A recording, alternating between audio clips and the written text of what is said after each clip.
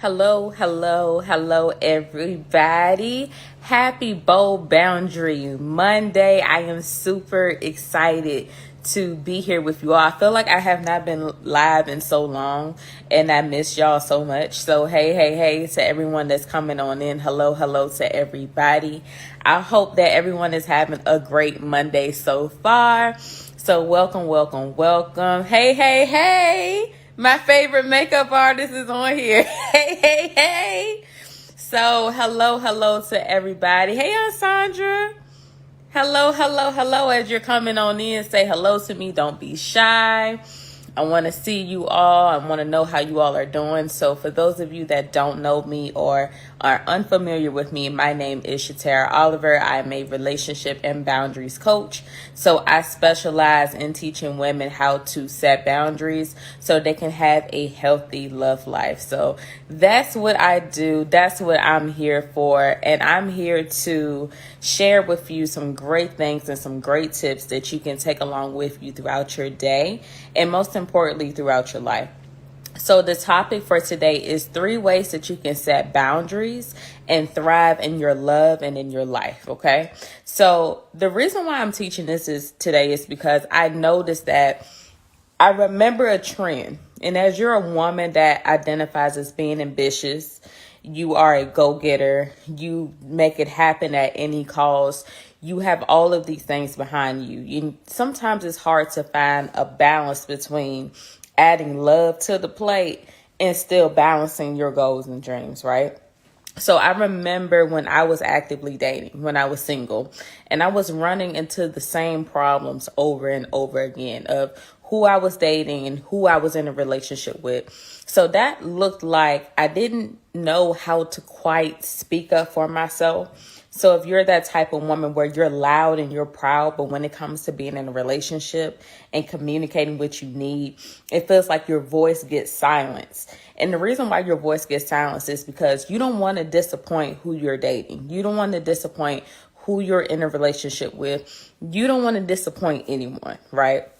And that leads to having disagreements, having arguments that look like putting other people, your happiness in last place while you're putting other people's happiness in first place, especially who you're dating, who you're in a relationship with. And that looks like also compensating your work, right? So sometimes, and I don't know if you were anything like me, but sometimes when you feel like I'm not good at love, so I'm going to put my energy and focus into something that I know that I'm good at, and that happens to be work. So you overindulge, you overengage in work. Like, I'm going to get this done.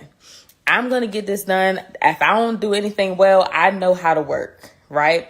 So that's what that looks like. So that's the reason why I want to talk about these things, because if you don't have a balance between love and life, you are going to burn yourself out. You are going to burn yourself out. And what I want to do is to prevent the burnout from even happening. So many of you may even find yourself in a situation where you strive to make other people happy and you're left saying, well, where the hell is my happiness? Like, when is someone going to stand up for me? When is someone going to do the things that I often do for people? Like, when is it going to be my time? Like, when is someone going to show up for me, right? With being in a serious relationship. So if this is you and you're sitting here saying to yourself, like, Shatara, I want to learn how to set boundaries. But my problem is I don't know how to stick to the boundaries I have set. Or if you're a woman who's saying, well, Shatara, I know I need to set these boundaries, but I feel like I'm going to disappoint someone. I feel like I'm going to be labeled as selfish. I'm already labeled as having too many standards or having high standards. Then this workshop that I am hosting is for you. So I invite you to join the free 5-day Building Better Boundaries workshop, where you'll learn all about the foundation of setting, communicating, and sticking to your boundaries so that you can have a healthy love life, right? Because here is the truth. In order for you to have a healthy love life with someone else, you must first have a healthy love life with yourself. right? So that's what my goal is to teach you in the workshop. It's absolutely free. It's not a charge. And you have a step-by-step workbook. You have me for 5 days. You get the step-by-step coaching that you need, the accountability that you need, and the accountability that you need with the community as well. So I encourage you to come on in and join us at www.buildingbetterboundariesworkshop.com if you are interested, or if you know a woman that needs to be in here. So I don't intend to hold you all long. I'm so grateful that you all are here with me on your lunch break. So let's go ahead and get into it. 3 ways that you can set boundaries and thrive in love and in life. Let's get into it. Number 1, I want you to get really clear on your values and your priorities. And you may be saying to yourself, well, Shatara, I know what my values are. I know what my priorities are. I know what those things look like. You would be surprised of the people that don't know. And you may not know what your values are or what you value, what your priorities are. So what that can look like is, for example, when I first started dating, I knew what my values were. My values were family, honesty, trust. I would say my value was support, companionship. Those were my values. And just because I may have a different set of values than you may have, that is completely fine. But the goal is so that you can get really clear on what you value. So when you're out here dating and when you're out here being in a relationship, that their values align with your values. Because oftentimes we see somebody that looks good from the outside. We don't care about what's in the inside. And I don't know about y'all, but we way too grown.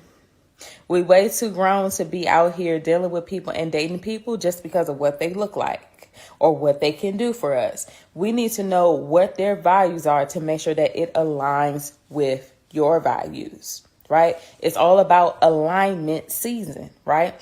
So you have to make sure that you get really, really clear about what your values are.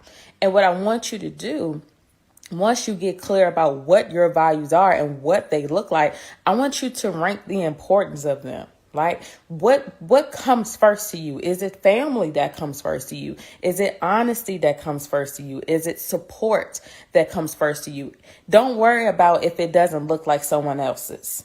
I want you to concentrate on your own paper in this season. This season, we staying in our own lane. So what is your lane? What is your value? We have to get really clear on what we value, because once we get clear on what we value, we can get clear on the type of relationship that we want to have, right? So I want you to get very, very clear on what you value. What are your values? And then the second thing that I want you to do is I want you to look at your relationships that didn't work in the past, right? What went well? What didn't go so well? Because let's get out of the perception that was a fail. I didn't learn anything. I just knew. No, we all learned something from someone else, whether it's good or bad, right? For example, from previous relationships, I have learned that I require healthy communication, right? I cannot deal with passive communication. That's a non-negotiable for me. But it took me to go through previous relationships for me to even get into the mindset of, okay, passive aggressiveness don't work for me. So for those of you that don't know what passive aggressiveness is, when we going around, we slamming doors in the house. Irks my nerves. I can't do it. When we're walking around like there's not a problem in this house, that is a problem for me. When we're walking around ignoring each other, that is passive aggressive behavior. I don't respond well. I don't know about y'all, but Shatara does not respond well to passive aggressive behavior. I do not. I'm not saying that I'm perfect. I'm not saying any of those things, and neither are you. But you got to get really clear on what healthy communication looks like to you. So I knew that was one of my non-negotiables. That was one of the things that I learned from a previous relationship. Another thing that I learned from a previous relationship was to stand up for myself, right? So if you were in a relationship where It was everything that he wanted to do. It was, you said yes to everything. You may go back and look at that now and say, you know what, that didn't exactly work for me. I should have stood up for myself when he said this or when he did that. I should have stood up for myself when he didn't return phone calls. I should have stood up for myself when I didn't feel the support that I thought that I wanted to have in a relationship. You have to reflect back on what went well, what didn't go so well, right? And then I want you to take it a step further, and I want you to identify your patterns, right? When it comes to relationships, think about the patterns that happen, right? What was the pattern? The pattern of you not speaking up for yourself. What did that lead to? That leads to you people pleasing. That led to you feeling burnt out. That led to you feeling disappointed. You have to go down and observe what went well and what didn't go so well. And this is another way that you can examine what you require from your future partner. You see how it's coming together now? You have to identify your needs. And the way to identify your needs is getting really clear on you. Because we got to step away from what men want. We have to step away from being chosen, and you need to identify that you are the chooser. We have to change our perception, right? We have seen these fairy tale movies with Cinderella, with all of these things, and they do X, Y, and Z. They go through all of these hoops to be chosen. No, baby, you are the chooser. And in order to be the chooser, you have to go back into yourself and say, this is what I require. This is what I want, and stand by it. So far, I know that was a lot, but so far we have covered clarifying your values, clarifying your priorities, and clarifying and taking a look at your past experiences and past relationships that may have not worked out. And you took some of the things that you liked and some of the things that you didn't like of what you would require from a future partner. So the very last thing that I want you to do is to define what a healthy relationship looks like for you. That's the third thing that I want you to do. Someone put number 3 in the comments. The third thing that I want you to do is to define what a healthy relationship looks like for you. What do you expect your partner to do? Right? It's not what we expecting them to look like. It's not that we want them to be 6'6". They need to be chocolate. They need to be like, I'm not talking about physical characteristics. I'm talking about what is it that you expect them to do for you? Right? What can they offer you, right? Because if we're going into, well, they need to have a job. Okay, so if they have a job and they're not making the income to sustain or match you, is that still doable for you? So we got to define what it is that you want, right? We got to define what, because he could work at a convenience store. That's cool, but is that what you want? Different strokes for different folks, right? What is it that you want? You got to write down what it is. Write down, say it out loud. I journal. So if you're a journaler like me, I don't know if that's a word, but if you like to journal like me and you like to write your stuff down, whether it's putting it in your notes section or whatever the case may be, write down what you expect from this partnership, right? What can you offer in return? I want you to write down your intentions, right? Your goals for the relationship. What are your goals? Do you want to create a legacy? For those of you that already have kids, which is nothing wrong with that. If you want to create a legacy for your children.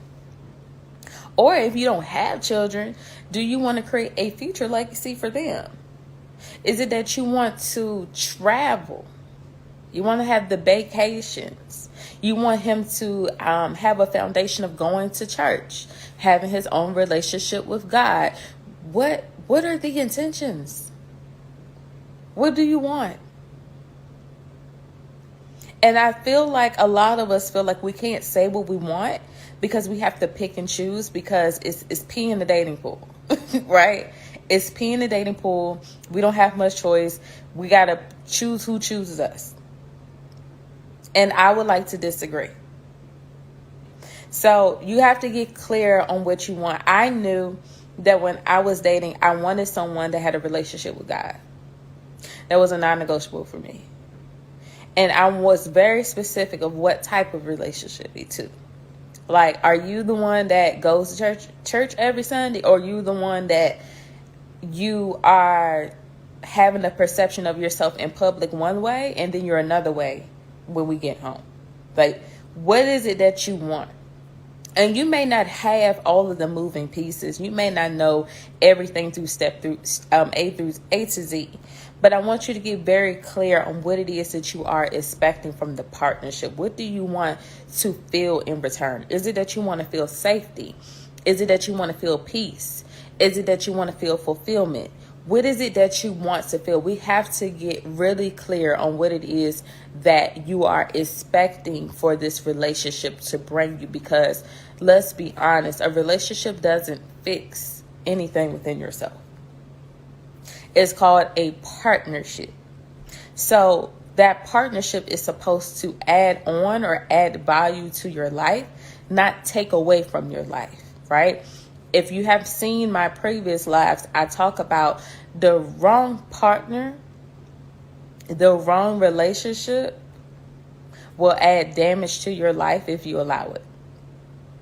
So in this season, we're getting very strategic about what is the partner that we desire to have. What are we looking to get out of this partnership? What are we looking to feel out of this partnership? So if you know that you are a woman who considers herself ambitious, but you have trouble finding a balance between dating and love and being in a relationship, and you know for certain that you have trouble not only setting boundaries, but you have trouble sticking to your boundaries and sticking to your standard, because some people have told you that your standards were too high and that you will never find someone that could meet your standards. If you're a woman who feels like, Tara, I want this healthy love in 2023, and I'm willing to do the inner work on myself to get it. So if this is you and you're ready to do the work, you're coachable, you're teachable, come on in and join us at the 5-day Building Better Boundaries workshop, where you'll learn the foundation of setting, communicating, and sticking to your boundaries so that you can prepare for a healthy love and a healthy future partner. So you can register at www.buildingbetterboundariesworkshop.com. And the link is also in my bio. It will also be in the caption as well when I jump off of the live today. And I just want to do a quick recap of what you all learned. So three things that you all learned. So you learned how to get clear on your priorities and your values out of what you want out of a relationship. Number 2, you reflected on the past relationships that didn't work, and you examined what went well and what didn't go so well. And the third thing that you learned is to visualize what your future relationship would look and what it would feel like. What do you want this to bring you? What is the feelings that you want this to bring you? What is the emotions that you want this to bring you? And if you want the strategy, if you want the accountability, if you want the step-by-step coaching to prepare for the love that you deserve in 2023, go ahead and register for the 5-day Building Better Boundaries workshop. You can register at www.buildingbetterboundariesworkshop.com. And I look forward to seeing you there. Thank you all so much for spending time with me today. It is such a joy and a pleasure to be here with you all. Please let me know your takeaways. Please let me know what you learned. Let me know what other topics you want me to talk about on today's live, on the next lives that I do. And if you know a woman that needs to be in this workshop, go ahead and tell them to go ahead and register to secure their seat, because we start on February 27th. So we're gearing up really quickly. It's only about 3 weeks away. So go ahead and make sure you secure your seat. And I will talk to you